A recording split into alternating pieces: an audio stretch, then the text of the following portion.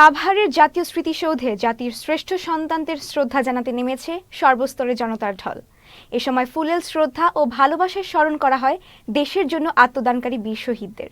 সকালে রাষ্ট্রপতি, অন্তর্বর্তী সরকারের প্রধান উপদেষ্টা ও পূর্ব তিমুরের প্রেসিডেন্টের শ্রদ্ধা নিবেদনের পরে জাতীয় স্মৃতিসৌধ খুলে দেওয়া হয় সর্বসাধারণের জন্য। এরপরে সেখানে নামে লাখো মানুষের ঢল। অনেকের হাতে শোভা পায় লাল সবুজের বিজয় পতাকা, ফেস্টুন, ব্যানার।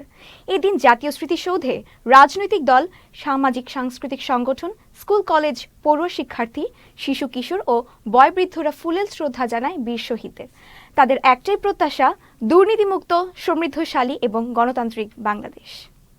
এইবারের বিজয় দিবসে বিশেষ করে আমরা মনে করি, যেহেতু 1971 সালেও মুক্তিযুদ্ধের যে লক্ষ্য উদ্দেশ্য ছিল যে একটি বৈষম্যহীন, শোষণমুক্ত, গণতান্ত্রিক সমাজ এবং রাষ্ট্র বিনির্মাণ করা, 2024 এসেও কিন্তু সেই বৈষম্যের বিরুদ্ধে আমাদের তরুণ প্রজন্মকে আন্দোলন করতে হয়েছে। তার মানে এটা কিন্তু স্পষ্ট যে গত 53 বছরে মুক্তিযুদ্ধের আকাঙ্ক্ষা পূরণ হয় নাই, যার কারণে কিন্তু এখন গোটা বাংলাদেশের নাগরিকদের মধ্যে মুক্তিযুদ্ধের আকাঙ্ক্ষায় নতুন বাংলাদেশ গড়ে তোলার জন্য রাষ্ট্র সংস্কারের একটা জোরালো দাবি উঠছে। অন্তর্বর্তীকালীন সরকার গঠিত হয়েছে, আশা করি তারা জন আকাঙ্ক্ষাকে প্রাধান্য দিয়ে রাষ্ট্র সংস্কার করে একটা গণতান্ত্রিক বাংলাদেশের পথে এগিয়ে যাবে।